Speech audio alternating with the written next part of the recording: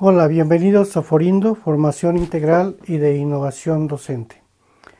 Es un placer de nuevo estar con ustedes, tratando de intercambiar algunos temas que son de reflexión y análisis, y en específico algo que he tratado de alguna forma de reflexionar a lo largo de mi carrera, es precisamente la capacidad que tiene el adolescente para poder interactuar o comunicarse con los otros.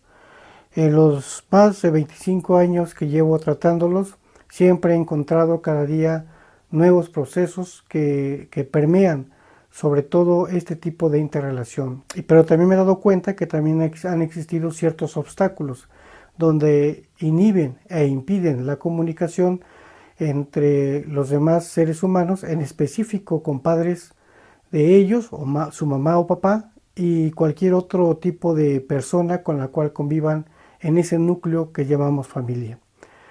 Si bien es cierto que el adolescente es un ser biopsicosocial, como lo han denominado, también es cierto que es un sujeto social que tiene una capacidad en el ejercicio del poder. Y aquí es donde yo voy a descansar esta reflexión. ¿Qué es el poder?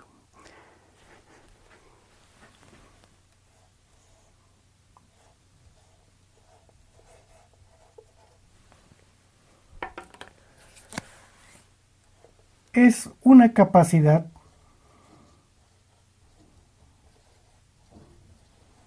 que tiene un individuo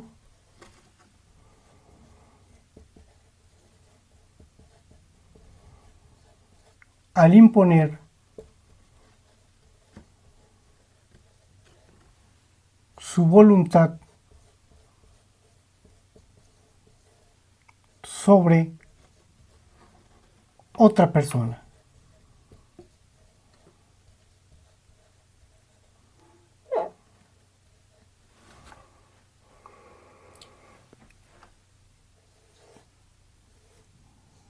Las relaciones humanas son eminentemente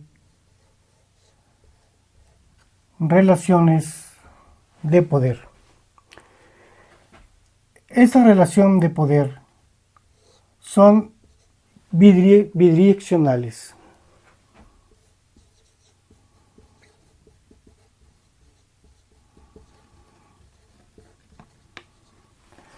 En términos generales, hablaríamos de una dialéctica del poder.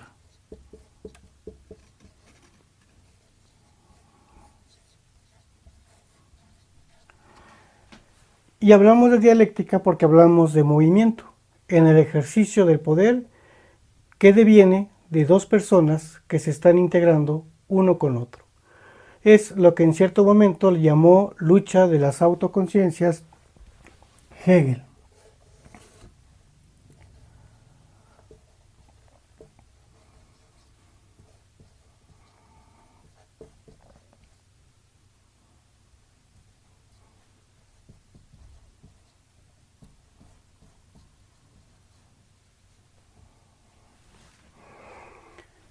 Esta lucha que se establece es la capacidad que cada persona tiene para imponer su voluntad de uno sobre otro.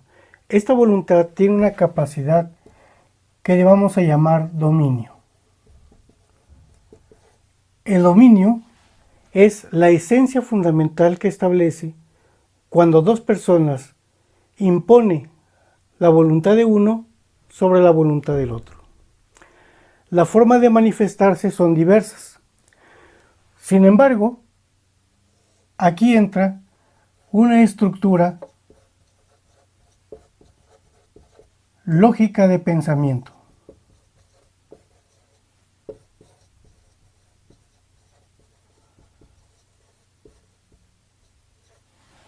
la cual, a su vez, está conformada por valores. Estos valores son valores idiosincrásicos,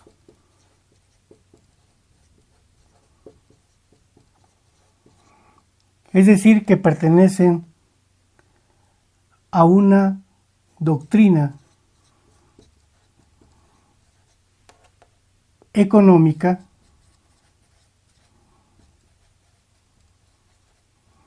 política, social y, por supuesto, cultural.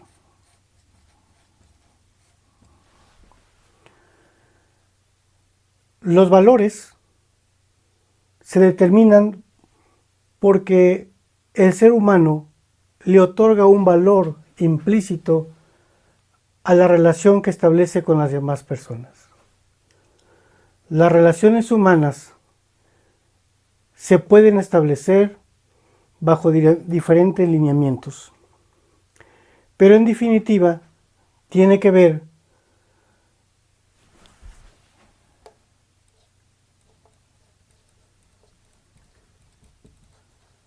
la relación de poder, tiene que ver con bienes. ¿Pero qué tipo de bienes? Los economistas hablan de dos tipos de bienes. Que se traduce en ciertos valores que pueden ser bienes materiales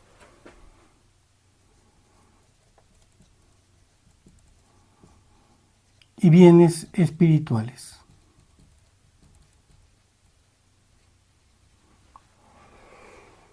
Este conjunto de bienes, tanto materiales como espirituales, también tienen un valor de uso. Se establece un valor de uso, pero también puede tener un valor de cambio.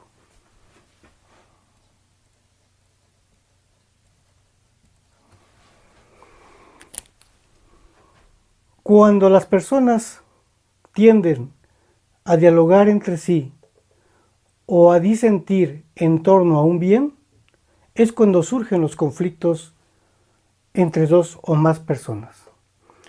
Estos conflictos tienen que ver por la presencia o ausencia de bienes materiales o bienes espirituales. La capacidad que tiene el individuo para imponer su voluntad sobre la otra persona es una capacidad que se deviene de manera natural o que se deviene de manera social. Puede ser un convencionalismo social o puede ser un principio que en cierto momento llaman ius naturalista, es decir, un principio derivado de la misma naturaleza en sí. El principio que puede ser como fuente del poder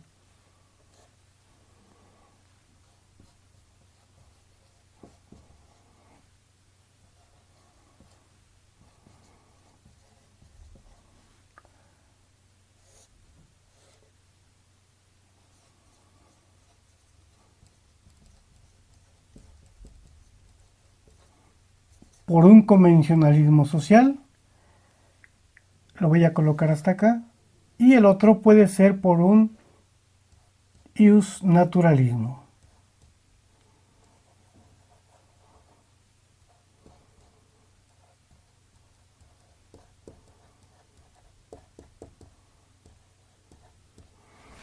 Es decir, un poder que deviene de la misma naturaleza y un poder que deviene del mismo convencionalismo social frente a la relación de los individuos.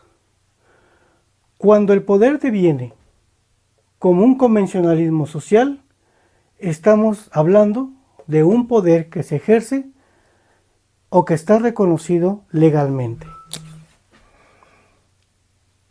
Entonces, el poder es un poder legal, convencionalismo social. Pero cuando es ius naturalista o surge de la misma naturaleza del poder, pero que es reconocido como tal, entonces estamos hablando de un poder que es eminentemente legítimo. La rivalidad entre la legitimidad y la legalidad del poder deriva indudablemente una lucha de intereses entre dos o más individuos. Esta unión de personas podemos llamarla familia y va a haber disputas del poder, en el ejercicio del poder, porque siempre se van a deliberar cuestiones en torno a los bienes materiales o espirituales. Si hablamos de dos personas que están en un contrato social llamado matrimonio, también va a devenir una lucha de poder. Y si hablamos de padres a hijos, también va a existir una relación de poder. Y en el ejercicio del poder se va a derivar bajo esas dos posibles fuentes. O es un poder legal, es decir, si tú ejerces el poder como padre, legalmente estás instaurado como tal y nadie se le preguntó o se te preguntó por qué. Es decir, tienes un poder. Ese poder fue conferido legalmente porque tú engendraste al niño. En ese momento, a partir de que se engendra un niño y es reconocido jurídicamente como tal, existe la posibilidad legal de reconocerlo como tal. Pero eso no significa que al ser reconocido legalmente como tal, seas un padre o una madre legítima. ¿En qué consiste esto? En que todos los individuos siempre vamos a buscar que la fuente del poder esté sustentada no tan solo en la legalidad, sino también en la legitimidad. Es decir, legítimamente es porque yo te reconozco como tal, porque tú representas para mí un valor moral superior que va a estar por encima de mis propias condiciones en las que yo me desenvuelvo en la sociedad. Es decir, vas a convencerme de esta estructura, a mi estructura lógica de pensamiento.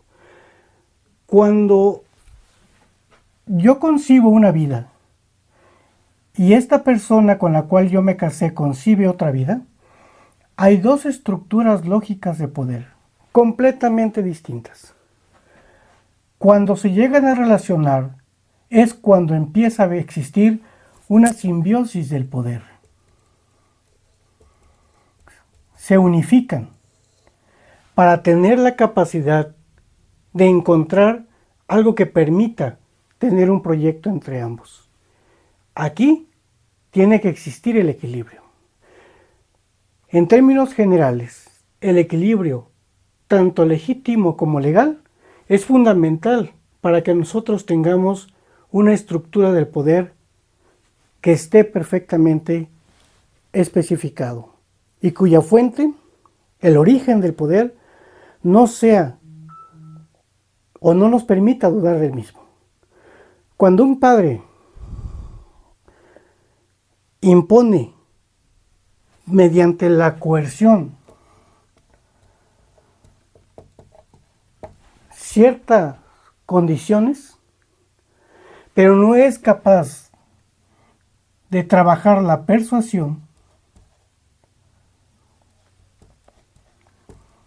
entonces existe una contradicción. El ejercicio del poder o es coercitivo o es persuasivo, o lo impones o convences. La intención siempre va a ser persuasiva. La coercitiva siempre está instaurada bajo la legalidad. ¿Por qué vas a hacer esto?, le pregunta el padre al hijo. O el hijo le pregunta al padre, ¿y por qué lo tengo que hacer? Y entonces el padre o la madre le contesta, porque soy tu padre o tu madre. Y entonces lo debes hacer porque así te lo estoy indicando. Es un ejercicio del poder coercitivo. Está sustentado en la legalidad del mismo. Pero no sabemos hasta qué punto puede ser legítimo esa fuente de poder. Allí es donde entran las contradicciones de los sujetos sociales. Cuando es legítimo y cuando es legal. Cuando se tiene la capacidad de persuadir o en su momento de poder ser coercitivo. En el equilibrio del mismo se deriva la capacidad de que los sujetos sociales tiendan a poder entenderse mejor. Ese es un proceso comunicativo fundamental. El ejercicio del poder, todos los seres humanos lo realizamos y es intergeneracional. Tenemos que aprender a establecer puentes intergeneracionales que establezcan la comprensión de la estructura lógica de pensamiento de un sujeto social con respecto al otro y que se dé esa simbiosis a través de procesos bidireccionales que permitan lo que es una dialéctica del poder.